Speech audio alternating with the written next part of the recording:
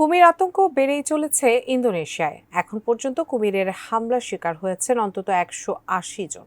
কর্তৃপক্ষ নানা উদ্যোগ নিলেও আতঙ্কে দিন কাটাচ্ছেন স্থানীয় বাসিন্দারা।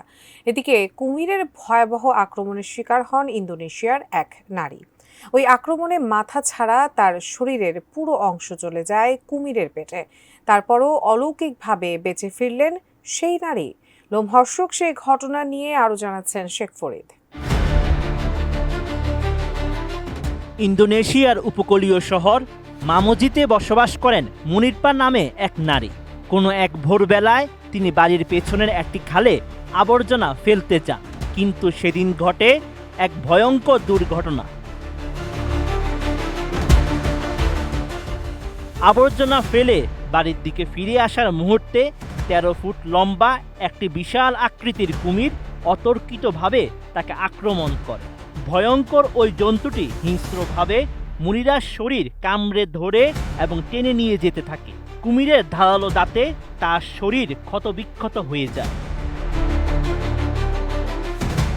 বেদনায় কাতর হয়ে চিৎকার করতে থাকেন মুনিরপা। তার আতঙ্কিত চিৎকার শুনে স্বামী দ্রুত ছুটে আসেন, কিন্তু এসে দেখেন স্ত্রীকে কুমির প্রায় গিলে ফেলেছেন, শুধু মাথাটি দৃশ্যমান। কোয়ালিটি সম্পন্ন আন্তর্জাতিক মানের CMT 500W CSRM committed for better still. স্ত্রীর এমন ভয়াবহ অবস্থা দেখে কোনো কিছু না ভেবেই দৈত্যাকার কুমিরের উপর ঝাঁপিয়ে পড়েন তিনি। প্রাণপণ লড়াই করে তিনি শেষ পর্যন্ত স্ত্রীকে কুমিরের মুখ থেকে উদ্ধার করতে সক্ষম হন।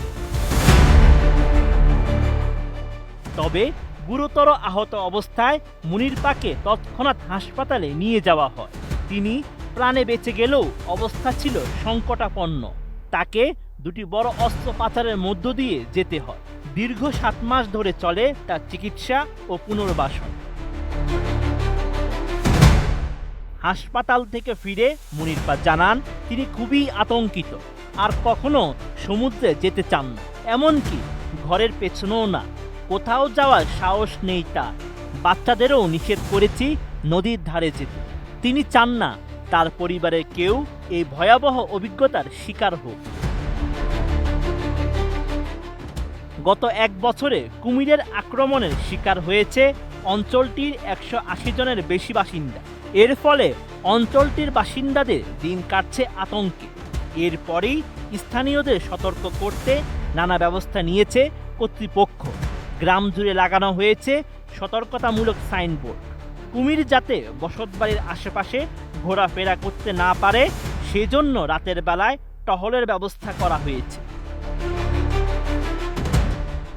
Sheikh Farid, ATN news.